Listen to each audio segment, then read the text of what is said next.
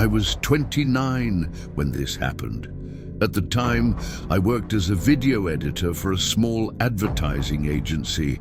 Nothing glamorous, just long hours in front of monitors, headphones on, trimming footage and cleaning up audio. I've always been the quiet type. Not paranoid, not reckless, just someone who likes routine, predictable days, familiar places. This took place in late October a few years ago in a mid-sized city where nothing ever really happens. The kind of place where people complain about boredom more than crime.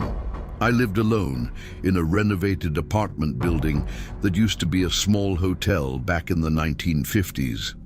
Exposed brick in the hallways, narrow staircases, old bones but modern locks.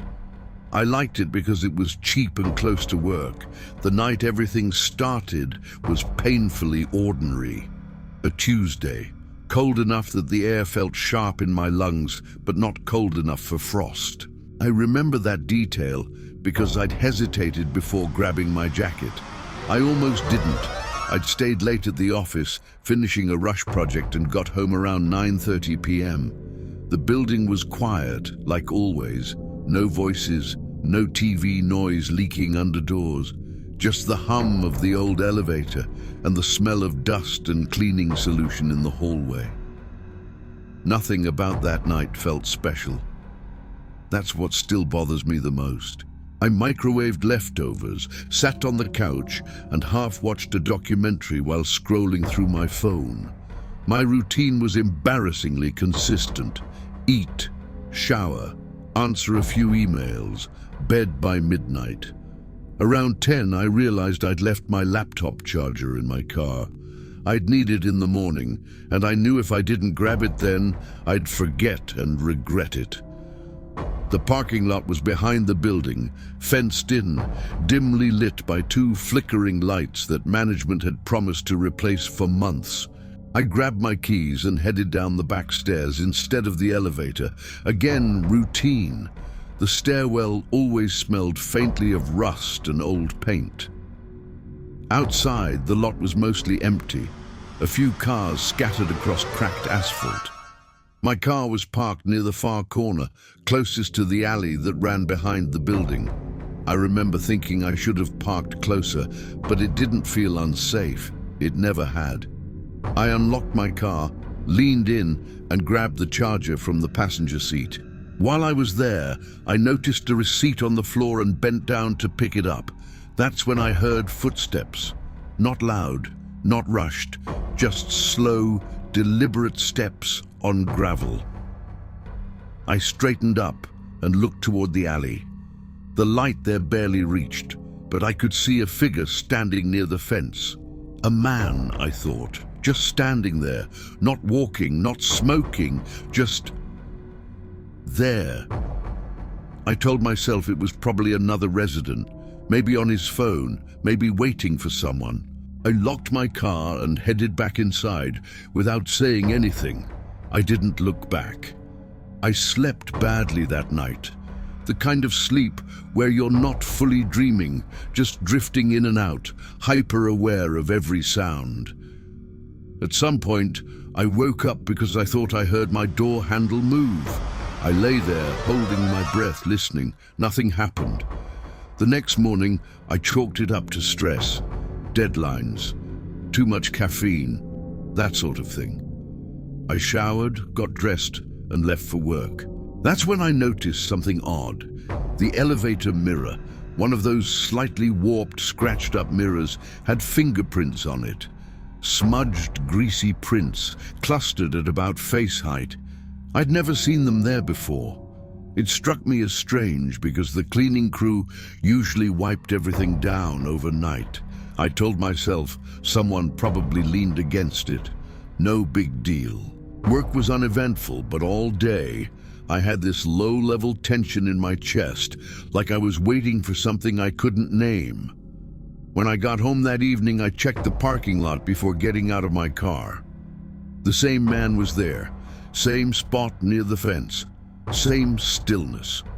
This time, I could see him more clearly, middle-aged, maybe early 40s, dark jacket, hands in his pockets. He wasn't looking at me. He was looking at the building. I cleared my throat loudly, more to announce my presence than anything. He didn't react.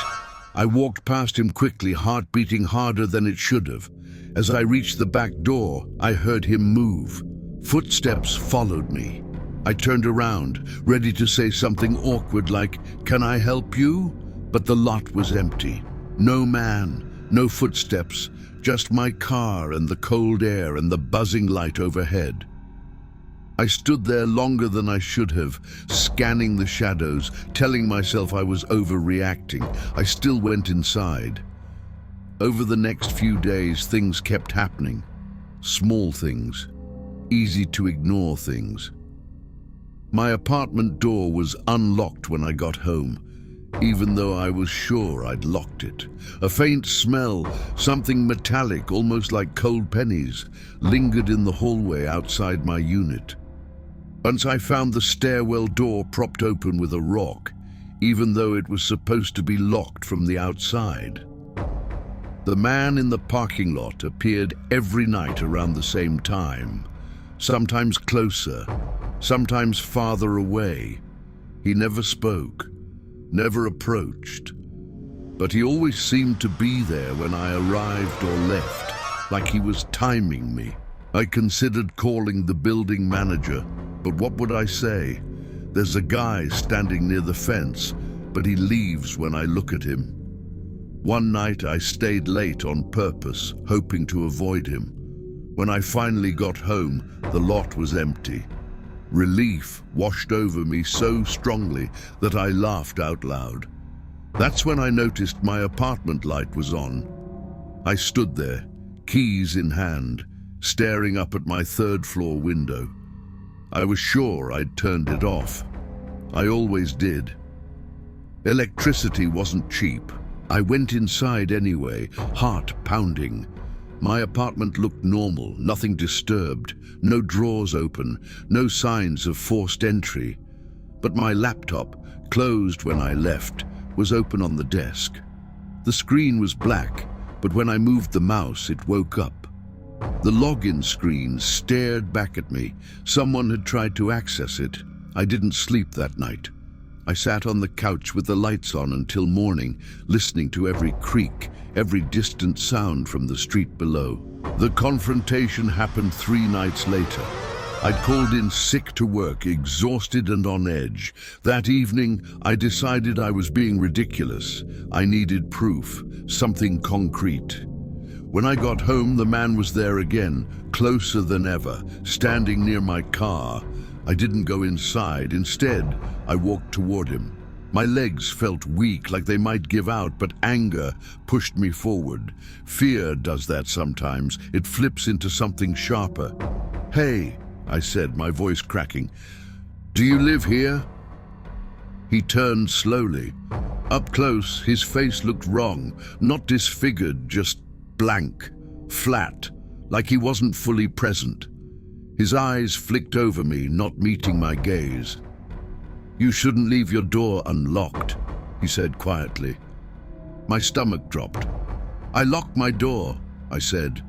He tilted his head, almost curious. "Not always." I took a step back. "Why are you here?" He smiled, but it didn't reach his eyes. "Just watching." That was it. No explanation. No apology. I ran. I didn't care how it looked. I sprinted back toward the building, fumbled with my keys, nearly dropped them. I could hear him behind me, not running, just walking unhurried. The door slammed shut behind me, and I locked it, my hands shaking so badly I could barely do it. From inside, I heard him stop. Then softly, almost gently, he knocked. Once. Twice. I backed away, phone in hand, ready to call the police. The knocking stopped. After a long moment, I heard footsteps retreating into the night. The police came. They took a report. They checked the lot. They shrugged. No signs of forced entry. No cameras facing the fence. No witnesses. The officer suggested I change my locks, maybe get a security system. I moved out 2 weeks later. The building manager acted surprised, claimed no one else had complained. I didn't argue. For months after, I checked locks obsessively. I jumped at footsteps behind me. I avoided mirrors at night. Nothing ever happened again. No break-ins, no strange men in parking lots. But sometimes when I'm half asleep, I still smell that metallic scent. Sometimes I wake up convinced someone is standing just out of sight, watching, waiting. It's been years now. I have a different job, a different apartment. Last winter, I found an old external hard drive I didn't remember owning. When I plugged it in, there was only one folder. Inside was a single video file. The timestamp matched the night I stayed late at work. It was footage of my apartment door, recorded from the hallway, from the outside.